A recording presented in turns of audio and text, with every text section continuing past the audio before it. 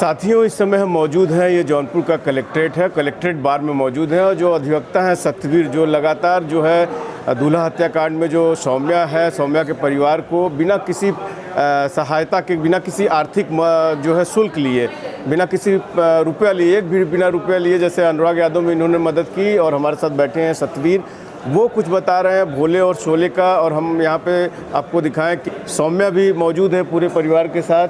और अभी आदेश हुआ है, ये बता रहे हैं कि भोले और शोले का जो घर है वो किस तरह से बंजर खाते या क्या है, कुछ पूरा मामला कि उस पर आदेश हो गया है। और ये इस आदेश की पूरी मांग करती रही है सौम्या लगातार, और आज 1 महीने से ज़्यादा समय हो गया। इसमें जिलाधिकारी ने भी वादा किया था कि कार्रवाई होगी, थोड़ा प्रोसेस में टाइम लगता है। क्या कुछ है, हम ज़रा बात करेंगे। सतवीर जो अधिवक्ता हैं, एक बड़ौर का मामला था और सौम्या लगातार इस बात की मांग कर रही थी कि अपराधी पकड़े जाएं, अपराधियों को उसके भाई की जिस तरह से मारा गया ऐसे उनको भी मारा गया। तो उसी क्रम में प्रशासन ने, चूँकि शोले और भोले ये जपटापुर का है, ये बंजर खाते की भूमि पर बना हुआ इनका एक अवैध मकान था, उस मकान को बेदखल करने का आदेश शोले राजभर को 4 तारीख को हुआ था और भोले राजभर को 9 तारीख को हुआ था। ये उसकी आदेश की कापी है जो मैं आपको दिखा रहा हूँ। इसमें मैं पढ़ देता हूँ। इसमें लिखा है कि ग्राम लपरी, परगना अंगुली, तहसील सागन, जिला जौनपुर, अराजी नंबर 841/3 54 एकड़ से 36 हेक्टेयर ऊसर खाते की भूमि से प्रतिवादी भोले पुत्र जियालाल, लपरी, परगना अंगुली, तहसील सागन, जिला जौनपुर को तत्कालीन प्रभाव से बेदखल किया जाता है। क्षतिपूर्ति 39,600 रुपये अवधारित किया जाता है, जो 10 रुपये के निष्पादन व्यय सहित प्रतिवादी से वसूल हो। प्रतिवादी के विरुद्ध नोटिस आरसी पत्र 21 जारी हो, बेदखल वसूली दाखिल हो, दफ्तर हो। ये तो था भोले राजभर का। और एक है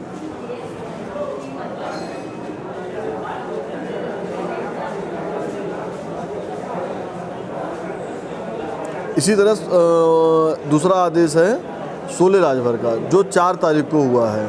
तो मतलब निश्चित रूप से दोनों को जो है, इसमें भी मैं पढ़ देता हूँ। ये आदेश है कि ग्राम सैफपुर, जपटापुर, परगना अंगुली, तहसील सागन, जिला जौनपुर की अराजी नंबर 434 42 हेक्टेयर बंजर खाते की भूमि से प्रतिवादी शोले पुत्र जियालाल, सैफपुर उर्फ जपटापुर, परगना अंगुली, तहसील सागन, जिला जौनपुर को तत्कालीन प्रभाव से बेदखल किया जाता है।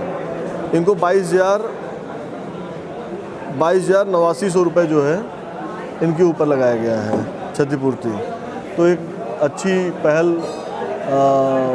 मैं बताऊंगा कि सौम्या को कि जिस तरह से मजबूती के साथ वो अपने भाई की लड़ाई लड़ रही है। ये सागंज तहसील से हुआ SDM कोर्ट से, ये एक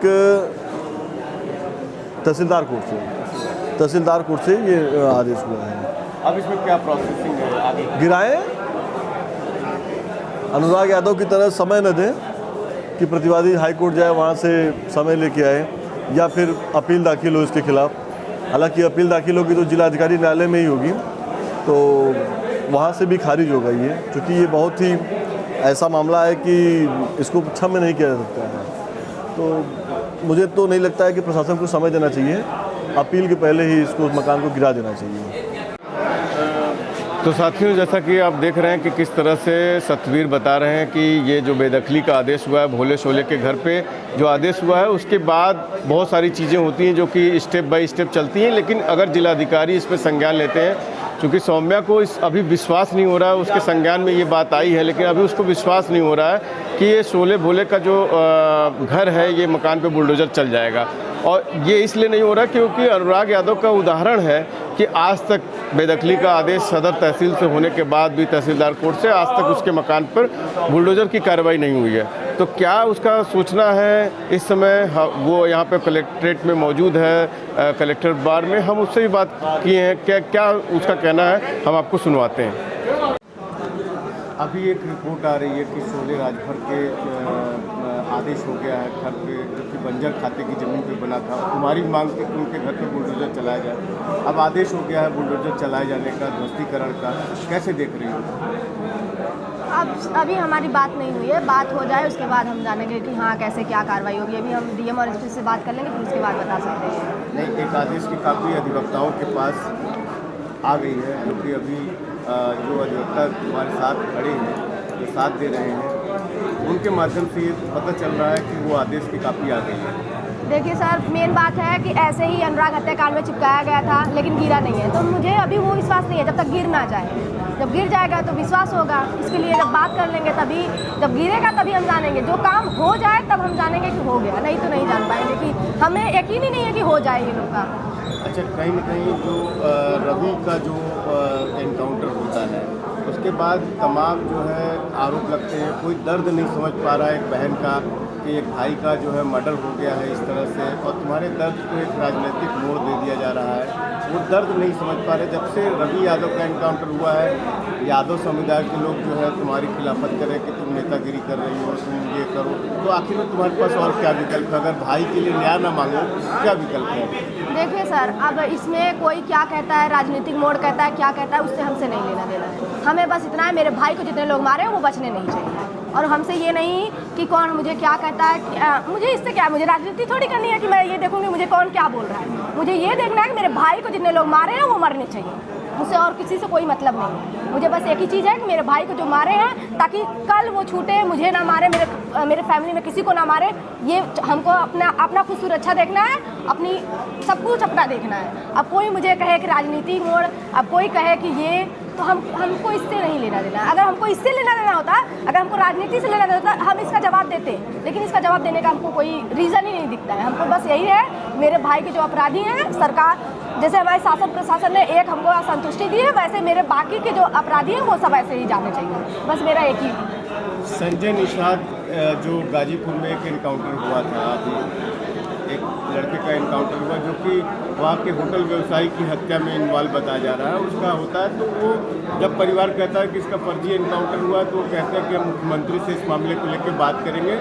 और जौनपुर की और गाजीपुर में जो बिंद बिरादरी है उसकी संख्या की बात करते हैं कि जो मुख्य प्रधानमंत्री का जो क्षेत्र है उसके अगल बगल के जो ज़िले हैं वो जो है प्रभावित हो सकते हैं। इस तरह की बात करके वो मुख्यमंत्री से मिलते हैं। लेकिन जब मुख्यमंत्री से मिलते हैं वो, तो उनका पूरा परिवार, उनकी बहू बेटी, सारे लोग वहाँ मिलते हैं। जैसे लगता है कि कोई सीरियस मैटर नहीं, कोई पारिवारिक समारोह हो गया। तो कैसे देख रही हैं इसकी?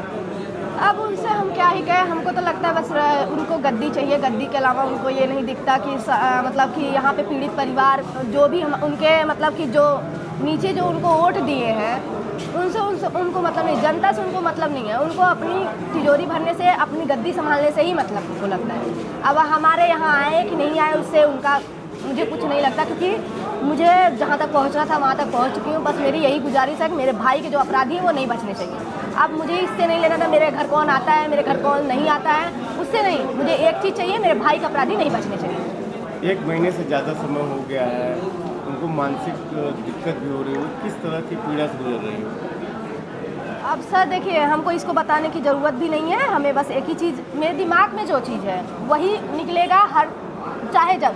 मैं बस यही जानती हूँ कि मुझे एसपी और डीएम जो हमारे हैं और हमारे जो मुख्यमंत्री आदित्यनाथ योगी जी हैं, हमारे जो डीजीपी हैं, हमने सब जगह अपनी बातें रख दिया है। अब मुझे उनकी तरफ से इंसाफ चाहिए। अब वो मुझे जल्द से जल्द, जितने जल्द हमको इंसाफ दे देंगे तो समझ लीजिए हमें ही नहीं, पूरी ये तो रहेगा, कोई और उनके पास जाएगा अपनी फरियाद। जब हमें ही इंसाफ नहीं मिलेगा तो कोई और सोचेगा। जब उनको नहीं मिला, इतना बात इतने ऊपर तक जाने के बाद, तो हमें कैसे मिलेगा? इंसान नहीं जाएगा उनके पास। वहीं भले, क्योंकि गरीब घर के जो होते हैं ना, वो बोलना नहीं जानते हैं। चाहे कोई भी हो, पीड़ित परिवार कभी जल्दी बोलता नहीं है, और जो बोलते नहीं है तो उनकी बात वहीं की वहीं दब जाती है। हम चाहते हैं कि अगर हमारी बातें सुनी जाएगी तो अगला इंसान भी उठेगा, अगला इंसान भी आप अपनी पीड़ा लेके आप तक पहुंचेगा। अगर आप लोग फिर यही कहेंगे कि हम कार्रवाई करते हैं, हमारे पास कोई आता नहीं है, लेकिन पहुंचेगा जब आप कार्रवाई करेंगे तब ना इंसान पहुंचेगा। हमको बस कार्रवाई चाहिए, और वो आपके ऊपर, जैसे हमारे माननीय मुख्यमंत्री आदित्यनाथ योगी जी हैं, हमारे एसपी हैं, हमारे डीएम हैं, हमारे डीजीपी हैं। अब यही सबसे हमको गुहार है, हम गुहार लगा रहे हैं कि हमको इंसाफ जल्द से जल्द दिया। 18 तारीख को हम फिर से नहीं तो धरने पे बैठेंगे, अनिश्चित धरने पर। आज क्या मांग कर रही हो? आज कुछ नया है इसमें? बस वही चीज़ें हैं, सेम वही है कि हमको जल्द से जल्द इंसाफ दिया जाए, और जल्द से जल्द मेरे भाई के जो अपराधी हैं उनका जैसे जो होना चाहिए उनके साथ वो कार्रवाई किया जाए।